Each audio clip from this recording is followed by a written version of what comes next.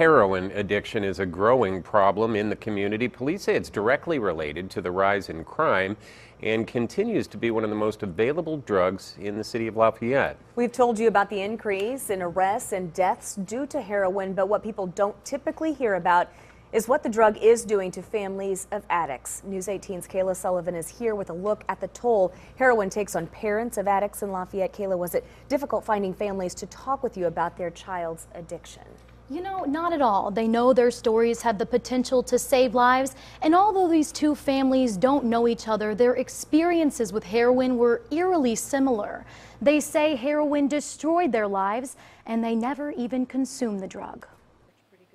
When Terry Knowles looks out at her backyard, she still sees her son Daniel playing innocently with his siblings, loving life and enjoying the outdoors. I don't want him forgotten. She likes to remember his good qualities. And I said, Daniel, why are you crying? And he said, I still can't read. I said, honey, it's your first day of school. But his mistakes, He started running kind of with the wrong crowd of people. often haunt her. I wish he would have talked to us. I wish he would have felt he could have talked to us. It's a guilt she hopes no parent has to feel. The struggle of parenting an addict and eventually losing the battle in an overdose. He said, your son Daniel has passed. And I said, why are you lying to me? This isn't true. I just talked to him today and he was doing well. He sounded good. But heroin kept calling him back, even after prison and several $1,000s of rehabilitation. Daniel's father, Butch Knowles, says it's a vicious cycle that parents often can't understand, so it's easier to deny it. We were probably part of the problem because we kept, saying, no, he couldn't have done this. We'd stand up for him, make excuses and everything, and we shouldn't have done that. He says, looking back, he feels he could have been an enabler. He wants $10 for a haircut, and it's going for drugs or something. But there's no directions guide for parents of addiction, because every addict and situation is different. Lafayette Police Chief Patrick Flannelly says even the most functional families can't overcome the problem. Unfortunately, I think you can be a perfect parent in today's world and still have issues like this affect you and your family. And in Jim Taylor's case, he had to turn to the most extreme form of tough love. I had to say, Joel, there's the door.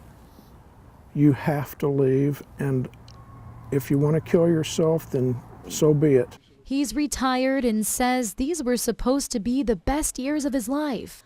But in these years, his son turned to heroin.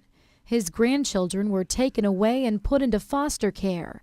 And his life went from happy family gatherings to weekly visits with his son in jail. He worries what will happen when his son gets out. He's seen him turn back to heroin time and time again. I'm almost on the brink of some sort of insanity myself, having put up with this stuff for so long. Because when you see your son in such despair, He had track marks all over himself. He had even shot a needle in his forehead. This is how bad this gets. staying positive becomes a challenge. However, he says his faith gets him through. Terry Knowles has a slightly different coping mechanism. She goes to local schools and shares Daniel's story. Until the day I join him,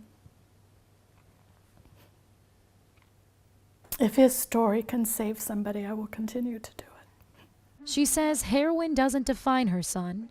He wanted better for his life and the life of others. And if he were able to talk to his mother again, He would be smiling and saying, way to go, Mom. Yeah. I think he's with me at the schools. Kayla Sullivan, News 18. Do you have anything else, Ryan? Any questions?